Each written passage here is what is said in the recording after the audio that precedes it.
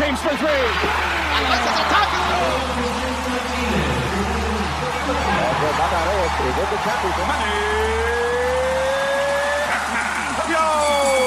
Puso at lakas, sports sa Pinas.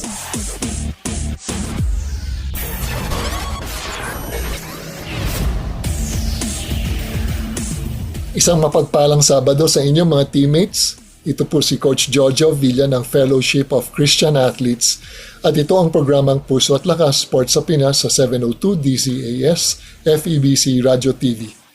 Welcome sa mga teammates natin na nakikinig sa atin via DWAY 104.3 FM K-Radio sa Bicol, sa DXFE 1197 The Good News Radio sa Davao Region, sa DZRK 106.3 FM Radio Kapit Bisig sa Palawan, sa DXAS 1116 Your Community Radio sa Zamboanga. Tayo rin po ay napapakinggan via online streaming sa Facebook page natin sa Puso at Lakas Sports sa Pinas, sa FEBC 702 DZAS o kaya sa febc.ph. Sa pagbabalik ng Puso at Lakas, ang ating guest ay isang misyonaryo at the same time uses the sport of pickleball para ang gospel would be preached sa kanyang teritoryo. Sa pagbabalik ng Puso at Lakas. Pusong kampiyon, siya na nga, luha at galak. Mga sikreto ng marugdog na ensayo at pagtatagumpay sa larangan ng sports. Pusong kampiyon. Magandang hapon mga kaagapay. Our guest is an enthusiast when it comes to playing the sport of pickleball and also a missionary. We'll talk about it. Let's all welcome Coach Kiko Bustenera. Hi, Coach Kiko. Hello po. Good evening po sa lahat ng mga nanonood sa DCAS. Coach Kiko, ano ba tong sport mo at paano ka na-involve dito? Yung sports ko, Coach Jojo, it's parang sa akin, kung isipin ko, aksidente na nangyari siya, pero nung mga ito present talaga, parang nakita ko talaga na it's the Lord who made a way for me. So yung sport ko is pickleball. It's a combination of badminton and tennis. So yeah, I remember during COVID times, ito lang yung normally pwede mong laruin kasi close contact siya. Basketball is hindi pwede, baseball is hindi pwede during that time sa city ng Baguio. So during that time, syempre, COVID, syempre busy kami when it comes sa food distribution. Pero I really felt na parang kailangan ko ng physical activities, you know. And then, one time, may nakita akong post about pickleball open play, which is athletic ball. So I said, maybe I'll try. Hindi ako sporty talaga, Coach Jojo, pero parang may nag-urge talaga sa akin na I should try this sports. And then, yun na nga, to make the long story short, so I tried. I met two pastors. The two pastors is pastors ng GCF during that time Pastor Christian and Pastor Nico. So then I'm a missionary. So we played this sports, we tried this sport, we used wood paddles, wala pang lines during that time sa athletic ball kasi hindi pa talaga siya common or hindi pa siya famous sa itong sports na to sa Baguio. And then one time mayroon kami conversation about why not let's use it for ministry, no? So parang mas lalo ko na-excite. Then after noon, yun na, nagtuloy-tuloy na siya, and then suddenly may mga times na pupunta kami sa mga clinics, orphanage, churches to introduce pickleball. So parang mas naging more exciting sa akin yung sports na hindi lang parang physical na mag-benefits ako, but it's also sports can use as a tool to share the gospel. So yun yung nangyari, Coach. Alam mo, Coach Kiko, no? I think that pickleball is a growing sport. In fact, yung rapid growth niya, no? Siguro pwedeng ma, ma, ma, ma- it's because na una, yung court hindi mahaba. Tapos, Mm. di masyadong nakakapagod, no? Unless talagang aabot ka sa pro level, no? But you can use the sport to exercise and at the same time have a good time, di ba? Have fun, pero pwede rin competitive, no? And how many years na tong pickleball na nilalaro mo? And then, can you tell us about ano ba yung konting rules na para ma-educate natin how it is being played? Alright. Yung nilaro ko tong pickleball na to, I think almost 4 years na ako sa pickleball. And then, it's easy to learn but it's hard to master. So, yun yung medyo exciting part dito eh. Kasi everyday na maglalaro ka, parang gusto mong meron kang skills na mas matutunan, no? Pero basically, ang rules nito, yun nga, coach, sabi mo, as you mentioned, yung court is very small. Parang size siya ng badminton court. Pero mabilis din yung bola because it's plastic and syempre medyo maliit yung court. So fast-paced din siya. So yun nga, pag medyo mas tumataas yung skills level mo, mas lalong nagiging exciting yung game. Basically, yung rules niya, pagka hinihit mo yung bola, pag siniswing mo yung bola, basically para ka nagte-tennis. Yung parang yung arms mo is extension ng paddle. Yun siya. And then meron siyang marami siyang rules actually, unlike other sports. Pero madali lang din siyang i-memorize, madali lang din siya matutunan.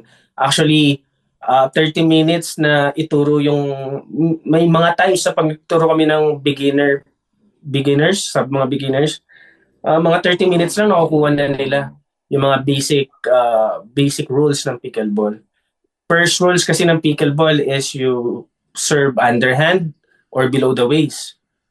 And then second rules ng pickleball is double bounce rule. So let the ball bounce twice bago siya i-hit sa bali or i-hit sa ground, no? And then yung third rules ng pickleball is non-bally zone, or meron kaming tinatawag sa pickleball na kitchen, na hindi ka pwedeng mag-enter or hindi mo pwedeng i-hit yung bola unless nag-bounce dun sa kitchen. So yun lang, very basic lang. Pag na-memorize mo siya, pag nilalaro mo siya regularly, makukuha mo na siya. So yun siya, coach. Alam mo, Coach Kiko, no, nakita kita and sabi ko si Coach Kiko, veterano na kasi alam niya na yung ginagawa niyo. Kasi I think for you to master the sport, the important thing is you have to keep on playing. Araw-araw, no? Nasubukan ko minsan, sabi ko, ang hirap dito kasi ako naglaro ako ng tennis, no? Sa tennis, may slice, may yung tinatawag na pectus, may spin. Dito parang walang spin eh. Hindi ko alam kung paano, siguro hindi dahil minsan lang ako naglaro and I need to play more para mapag-aralan. Paano ba malalagyan ng spin, kung top spin ba or back spin or side spin? I think sa mataas na level yan. Or siguro pag nag-iba na ng raketa, no? Yung raketa ay nagkaroon na ng konting rubber, no? And one thing I like about pickleball, parang badminton na yung serve mo parang underhand, no? And below the waist. So yung pag sinerve mo, hindi kaagad makakasmash yung recipient, no, ng bola. And Yes. then may yung tinatawag na two bounce, no, rule, no, na I think yung pag-serve dapat tatalbog muna yung bola tapos ibabalik, kailangan rin tumalbog ang bola. So hindi mamamatay kaagad yung bola, na hindi ka mukha ng badminton or tennis. Pwedeng smash kagad, patay kagad yung bola. Dito may konting balikan. I could say na 1, 2, at least may dalawang balikan, no? And then yung sa kitchen, kasi 'di ba yung badminton, kung i-divide mo siya, no? Yung linya, no, may linya na sa harapan and then may linya sa likod, no? Yung naghahatid, Yes. no? Pag nandun ka sa tinatawag sa inner line, no? Or tawag ba? Or inner court na lang. Mm. For the lack of a better word, no? Inner court, hindi ka pwedeng mag-smash unless the ball bounces. Tama ba, Coach Kiko? No, hindi. Pagka yung bola nag-land siya sa kitchen, then you can enter, you can step dun sa kitchen para Inside. i-hit yung bola. That's legal. Okay. Pero hindi ka pwedeng mag-smash na yung paa mo is nandun sa kitchen, nakaapak sa kitchen. Okay. Kasi syempre malapit ka sa net. So yun nga, madaling ikil yung bola. Which makes it very interesting. And Yeah. Coach Kiko, naglaro ka for 4 years, no? So 2021. Kasi I think it was during the pandemic na people were looking for an outlet. And pickleball ay isang sport na tingin ko angkop, no? Angkop sa mga Pilipino. And then, angkop dahil hindi kailangan ng malaking court. Hindi ka mukha ng basketball court, no? It is 30 meters by 14 meters. So dito, mas maikli yung court. Sa isang basketball court, 3 pickleball courts, kasya, no? Gagawa ng linya. And then, pwede ka maglaro ng doubles or singles. Tingin mo, bakit nag-grow yung sport? Kasi tremendous yung growth kahit sa ibang bansa.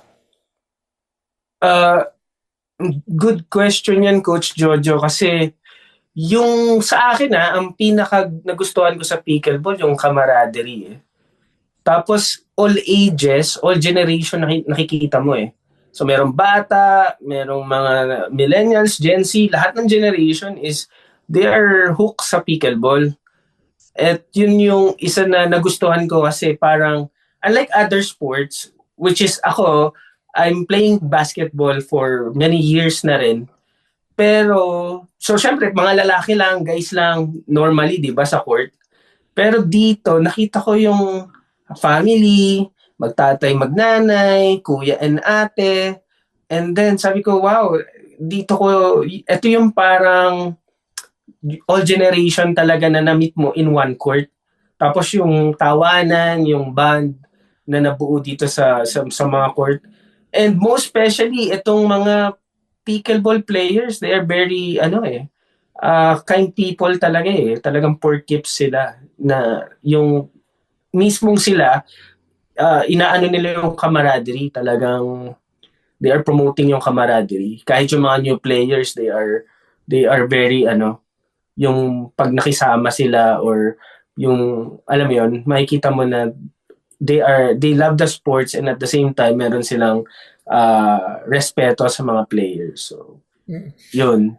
Yung ages, no, from pwedeng 6 years old hanggang kay grandpa o grandma, pwedeng 7 years old, no, as long as nakakatakbo pa.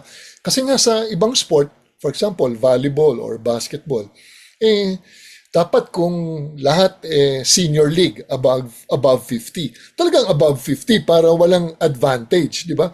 Dito pwedeng combination may dalawang matanda, tapos may dalawang bata, o kaya talagang kids, tapos yung kanilang magulang. At the same time, they're having fun, no? And Coach, may mga tournaments na, no? Nag-umpisa ng mga tournaments. May nakita akong tournament sa Baguio. And you are part of a group, no, that teaches this sport. Tell me about yung sports ministry na kasama ka dito sa pickleball. Yeah. So, I'm part po ng BP2, Better Players Beyond Performance. So, one of our goals dito sa Better Players Beyond Performance is to help or promote this sports called pickleball. And at the same time, we want to help the church. Marami na kaming churches na napuntahan to have pickleball demos and even mga partnership ng mga orphanages. So we teach them how to play these sports. And at the same time, we also share the gospel through these sports. Ito yung parang naging tools namin to minister sa mga sa mga churches and mga orphanages na pinupuntahan namin. So, yun po. So, better players, better Beyond performance. beyond Performance. beyond performance, no. Ang goal nyo dito is yung tao, yung player maglalaro ay hindi lang body na very competitive, but body, mind, heart, or yung spirit, no, na talagang lahat maayos. Hindi ba nagkakaroon ng gulo dito dahil sa sobrang, alam mo, yung iba dahil na-addict na, if I would use the word, na positive addiction yan kasi nag-exercise, no? Pagdating sa tournament, tawag nito, masyado ng intense na winning at all cost. Have you seen that sa pickleball? Meron talaga pong sobrang competitive in a sense na parang gusto talaga nila manalo, which is given sa mga iba. Pero the good thing about it kasi dito sa pickleball is yun nga, parang you're a family. Parang kahit iba-iba kayo ng lugar, iba-iba kayo ng pinanggalingan. Pero once na may something kayo in common, which is pickleball, parang may harmony din naman kahit papaano. So may mga times na may magra-rise na tension. Syempre hiyawan po yan, para siyang tennis, di ba? Pagka nakaka-points ka, hiyawan yan, and then merong pero dito naman sa pickleball kasi is we have also rules every time na meron kaming mga tournaments, every time na meron kaming even mga mini tournaments na normally bawal naman talaga cursing pag may mga tournament, bawal naman yung mga bad words. So yun, iniiwasan natin, and then so far na-handle naman and na-manage naman po siya. And I think malaking tulong din kasi yung sports na pagka because people know pagka nagra-run kami ng tournaments, people know na ministry kami. We are pastors, we are missionaries. And parang may times na automatic pag alam na nila na this BP2 sports are mga pastors and mga missionaries. So alam nila kung paano kumilos, and sometimes pagka may mga times na nakakapag-say sila ng bad words, alam mo yung parang bata na sila na yung pumapalo sa bibig nila just to, nakalimutan ko, pastor pala si coach, pastor pala si ganito. So ayun yung kagandahan din. But yes, again, meron mga times na maraming tension, mataas yung tension. Pero thankful, di pa umabot sa suntukan, coach. Wala pang ganun. Sana, no? Alam mo, Coach Kiko, and I think na balitaan ko to before, no? I think sa ibang tournaments. Kasi, di ba, pag may Dumayo, open tournament, so may classification, may leveling, no? Sa badminton, before, no? Ito yung nung kasikatan ng badminton, I think nasa mga early 2000s, no? So, papapaluin ka nila talaga. So, yung mga in charge of the tournament, mga veterano yan. So, makikita nila na paano pumalo yung player. So, they themselves would classify na ito kunwari level A, level B, level C, level D. And may mga times raw na dadayain, kunyari hindi marunong pumalo, and nauhuli yan sa badminton. Dito ba sa pickleball, kasi syempre pag open tournament, yung iba gustong mag-champion, kunyari, baka naman ginagamit kaliwa. Tapos pagdating ng tournament, kanan na pala. No? But what I'm trying to say is, there are others who would want to win championships, win medals. Mm-hmm. And pagdating ng leveling, bababaan nila, and then may kita nyo during the tournament itself. Wow! Mukhang mali yata yung pinuntahan niyang classification. Yeah. Maraming beses na may mga ganyang incidents. Like, yun nga, I think yung motives talaga is, syempre, ibababa nila yung level nila para at least makapasok sila sa podium. Pero ngayon, mas madali nang matrace or malaman kung nagpre-pretend ba na mababa yung level or mataas. Pero I believe marami pa rin talaga na mga organizers na they are trying their best to monitor kung ano yung mga levels talaga. Like we have mga apps like Duper Ratings, na nandun yung mga ratings. Required yon if you will join tournaments. May mga ratings na ikaw 4.0, so hindi ka pwede talaga. And then merong mga coaches sa mga iba't ibang clubs na sila na mismo yung nagre-rate sa mga players nila. So para ngayon, mas madali nang, pag ako mag-organize ng tournament, madali na siya kasi you can ask yung mga nag-organize or yung president ng mga clubs pagka magjo-join sila sa tournament. So ngayon, medyo naiiwasan na po siya.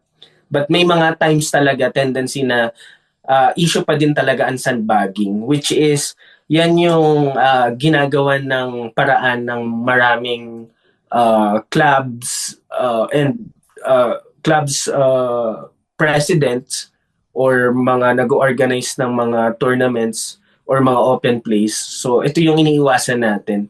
So yeah, praying talaga or hoping na medyo ma-dissolve na siya, ma-diminish na siya in this sports. Coach Kiko, the reason I think this has happened, no? Kasi bago lang yung sport no? Hindi ka mukha ng badminton kung naglalaro ka ng matagal.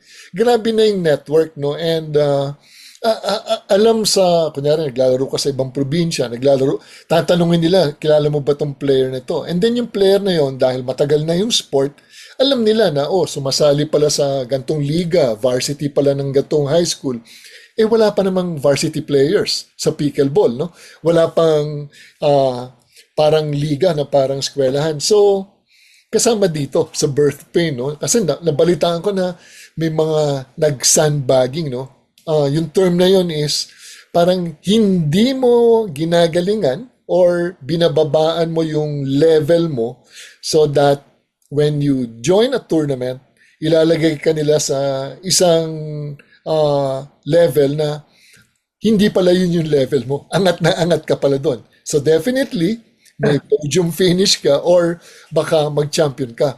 And because of that, no, think Coach Kiko, no, it's all about sportsmanship, gamemanship. Sa'yo tingin mo, what makes a good player? What makes a good player? Magandang questions again. Syempre doon tayo sa yung kung ano yung character ni Jesus sa Bible. Dapat yun din yung kung paano mag-flow yung tayo as human being. Pinaka-importante sa akin is we're rooted sa word, sa truth. Kasi nandun yung parang basic principles kung paano tayo mamuhay or kung paano tayo makisalamuha sa tao. Kasi dito sa sports na to, like very intense and very competitive sports. Kailangan yung character mo is is pure Parang kasi lalabas at lalabas kung hindi talaga okay yung heart mo.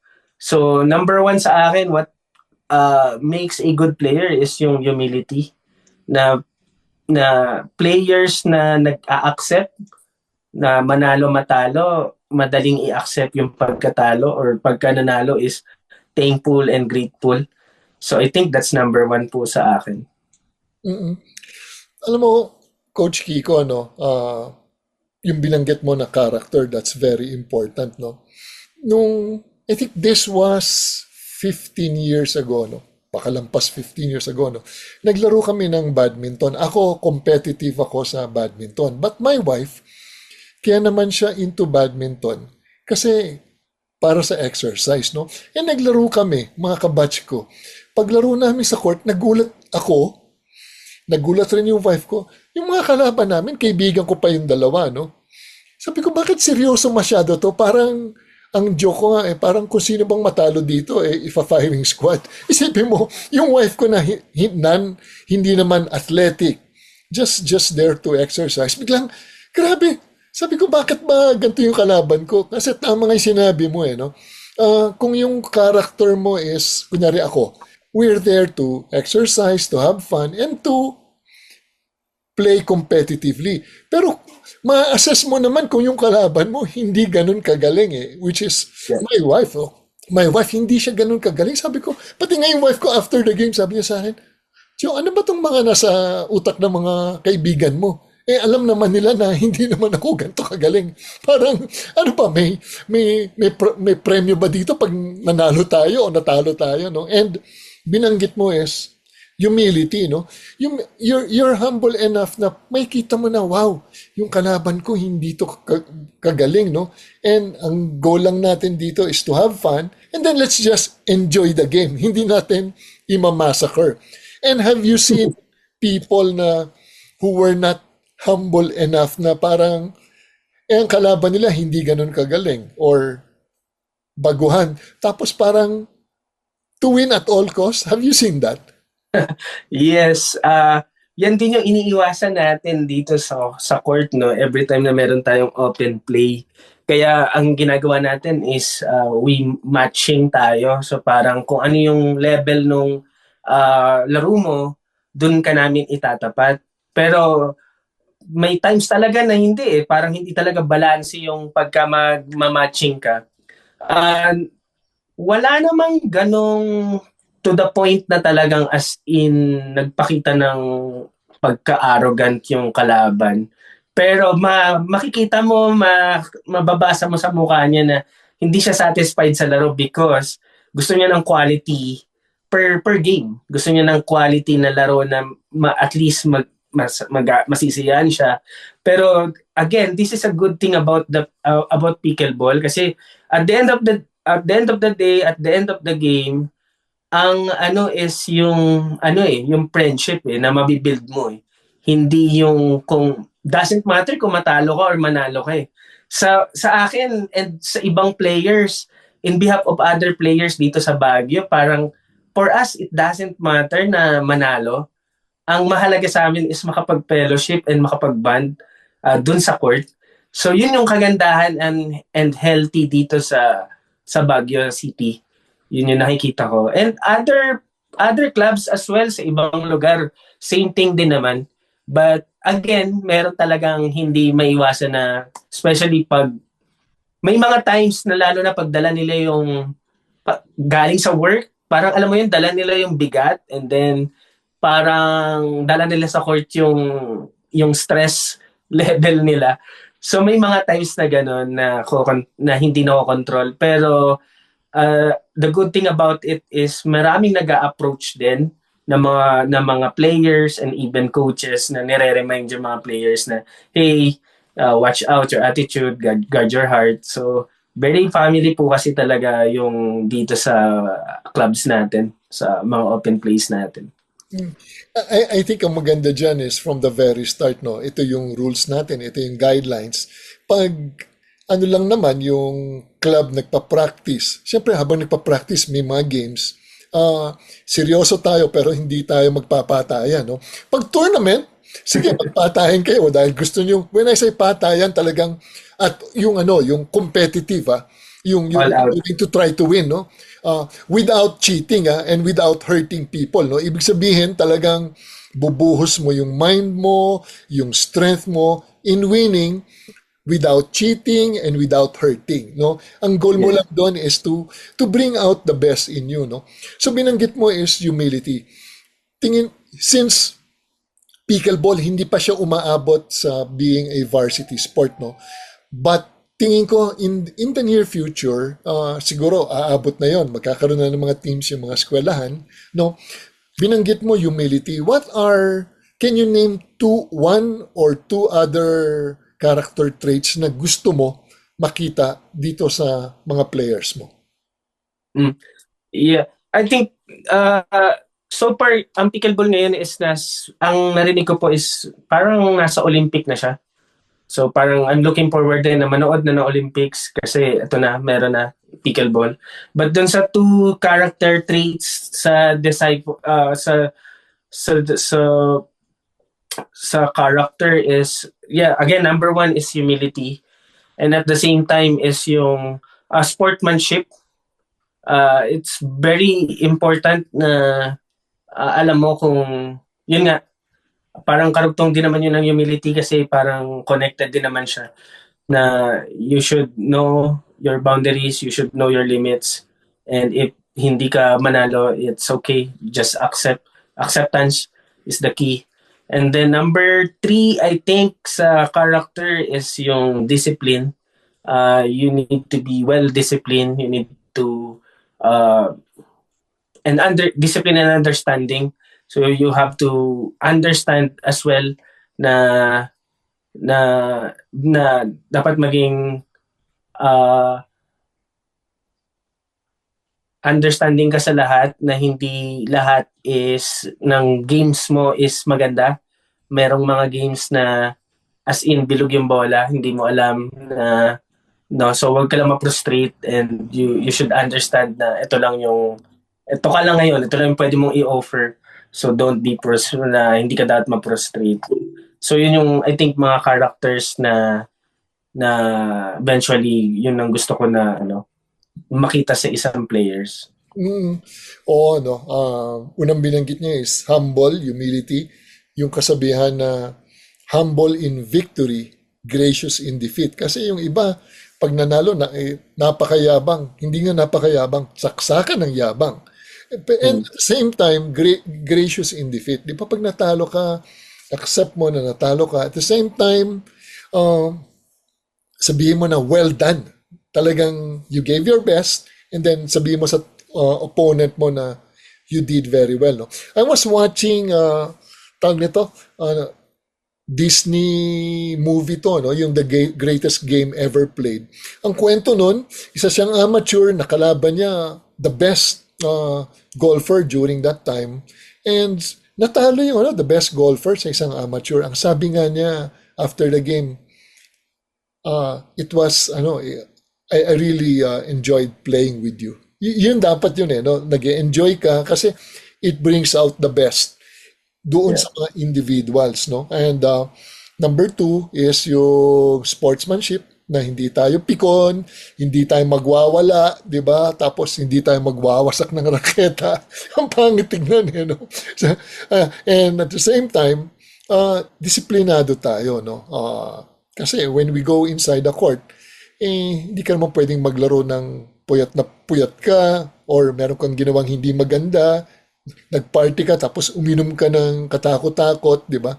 Na nung gumising ka may hangover ka, hindi pwede yon. So, and binanggit mo, no, yung character traits, it's important that they should possess, no, and have the character traits of Jesus. Coach Kiko, no, tell us about una, yung missions agency and ano yung ginagawa mo. That's number 1. And number 2, paano mo nakilala si Kristo? Okay, yeah. So, involved po ako sa Youth with a Mission. So, Youth with a Mission is a non-profit organization. So, been volunteer po for 14 years na. Merong sinasabing term na full-time missionary, but yes, pero I believe na lahat naman tayo na nag-work sa Panginoon is full-time. Wala naman pong half-time doon. Anyway, so then I married po sa missionary din sa YWAM. Then we have 2 kids. So ang ginagawa po sa YWAM, ang involvement ko po is isa po ako sa director ng Discipleship Training School. So basically, nagtre-train po kami ng mga students na gustong ma-expose sa mission. So para siyang 6 months program. So yung 6 months program na po yan is nahati sa dalawang phase, which is first phase is yung lecture phase, which is 3 months studying the Word of God. And syempre character building din.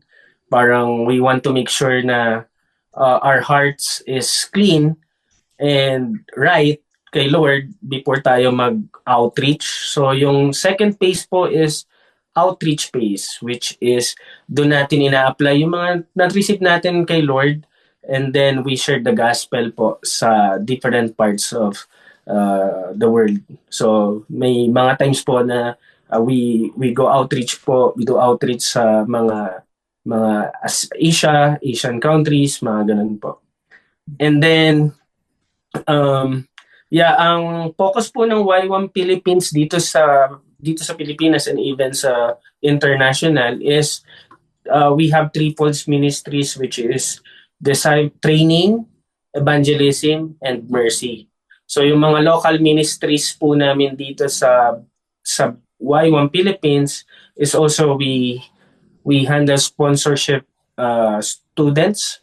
So nag-help po kami sa mga sponsorship students. Meron po kaming 2 community dito sa Baguio na may mga tinutulungan na mga kids na makapag-aral. So yung mga simple things lang po na pwede namin maibigay, like mga school supplies, mga tuition fees ng mga bata and projects. And then meron din po kaming mga church pioneers. Meron po kaming 2 pinapioneer na churches sa community. And we also help the church. Y1 po is a para-church. So basically, nag-help po kami sa mga serve. We want to serve the church kung ano yung mga needs, especially sa pag-pioneer ng mga churches po. And evangelism, hindi po yun nawawala sa aming training and even sa mga daily activities namin as a YWAMer. Ano mo naman nakilala ang ating Panginoon, si Kristo? 22 years old po ako nung nakilala ko si Jesus Christ. And actually, sa YWAM ko na rin po nakilala si Jesus Christ. Parang there are, I think 22 years old, grabe yung situation, as in wala akong relationship kay Jesus Christ. Dumating ako sa point na burnout, dumating ako sa point na parang I'm looking for a purpose, parang grabe yung questions, maraming questions sa life ko na parang hindi nami-meet ng na parang kahit anong gawin ko, kahit magtrabaho ko, kahit anong gawin ko, parang walang joy, walang kasiyahan. And may mga akala ko kasi before, pag pumarty ka, college students, high school student, parang ganun lang yung life. Pag masaya ka tomorrow, pag masaya ka ngayon, then tomorrow, pagising mo, saya ka pa din. Hindi parang wala siyang contentment. So, I tried maraming things, mga vices, pero hindi rin siya yung nakapagpasaya sa akin. Until one time, yung talagang as in burnout na ako. So, I decided na maybe magpahinga muna, magbakasyon. So, I visited my mom, yung parents ko po sa Quezon Province. Then, suddenly, dun sa place namin, merong outreach teams ng mga missionaries. So, yung missionaries na to is mga halo-halo sila, mga young people. So, then, may namit ako na Fijian, taga PG Island siya. Then suddenly nagkaroon kami ng conversation, tapos mga ilang araw, nag-build siya ng relationship. Friends kami, nagkakape kami, and then nag-uusap kami about spiritual. Though parang it's weird pa sa akin noon na pag-usapan yung about spiritual, pero somehow alam ko na may nag-i-speak na sa akin. Nag-i-speak na sa akin si Lord na I should join this group, parang ganon.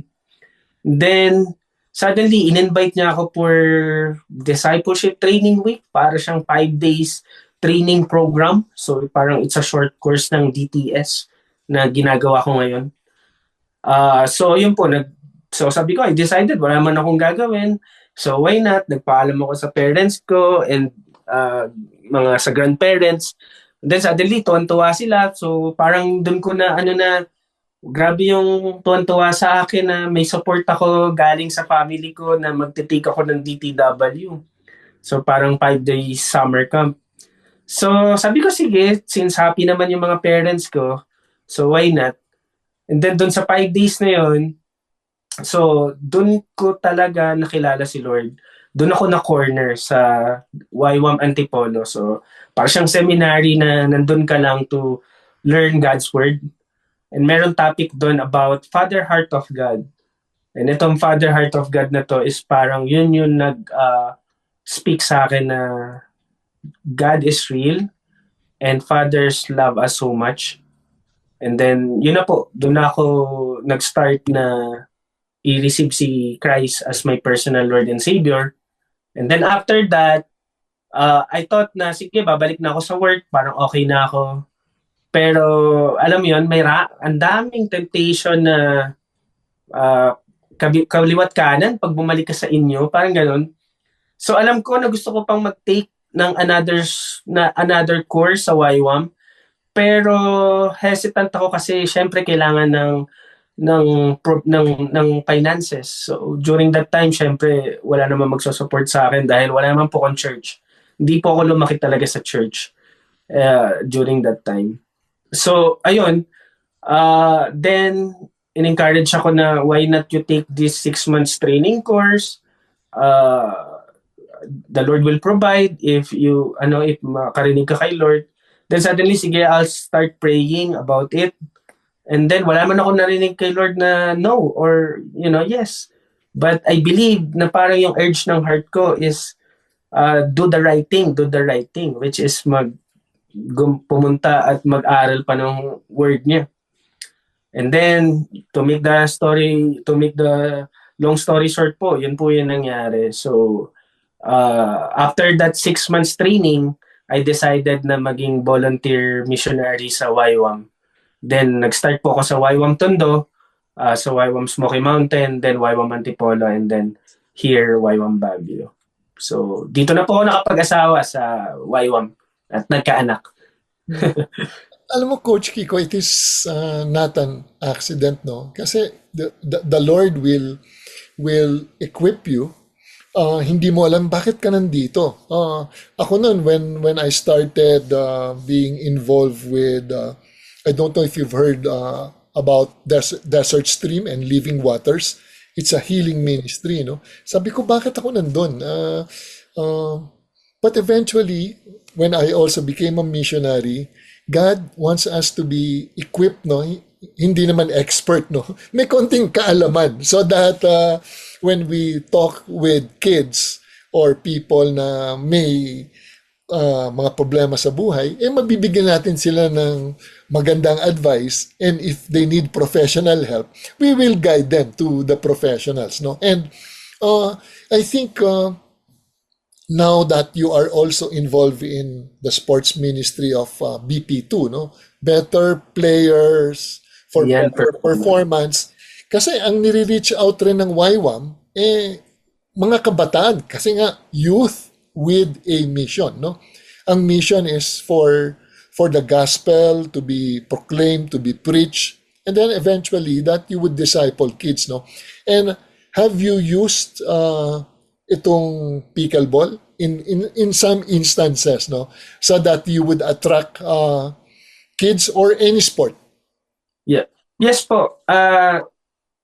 It's amazing nga po kasi nung time na nag-pickleball ako, parang the more na mas nagamit ko talaga yung pickleball as a tool to share the word of God.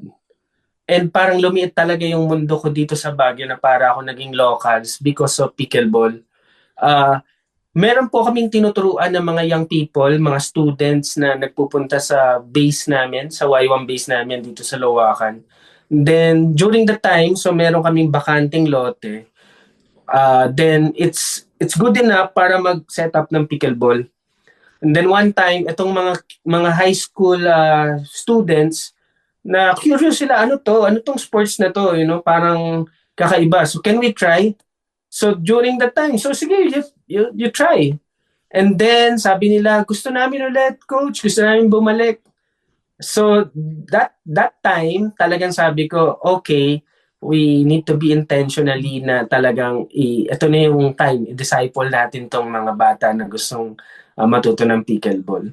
So after nun, meron kaming nung bumalik sila, meron kaming Bibles, we give them Bibles. Every time na meron kaming open place para sa kanila, meron kaming devotion, meron kaming prayer. Tapos there are times as well na meron kaming time to fellowship, kumakain kami sa labas. So yung growth, nakakatuwa, coach, kasi yung growth niya sa pickleball, ang gagaling nila, gumaling talaga sila, and at the same time, sa spiritual, nag-grow din sila.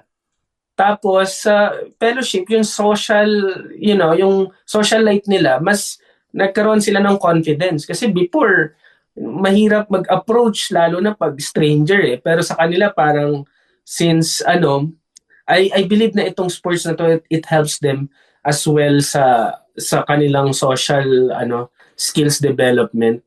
And at the same time, coach, itong pickleball is dinadala ko rin sa everywhere I go. Like naka-incorporate na po talaga tong pickleball na sports na to everywhere I go. Like for example, if I have outreach sa Youth with a Mission, especially pag magdadala kami ng mga teams, magmo-mobilize kami, meron na po talaga kaming paddle sa backpack namin. And then, nadala ko na po yung pickleball sa Kalinga, na-introduce ko na siya sa Butbut Tribes. And then even Batanes, nung meron kaming program sa Batanes, so we bring them sa church kung ito para paglaruan ng mga youth, young people. And at the same time, coach, ito yung isang pinaka-amazing na talagang masasabi ko na grabe yung pickleball or sports. Talagang masasabi ko na it's a universal language. Kasi during nung last year, nagpunta kami ng Okinawa, Japan. And we know naman sa Okinawa, sa Japan, very busy, di ba? Ang hirap mag-share ng word. Ang hirap mag-house-to-house evangelism.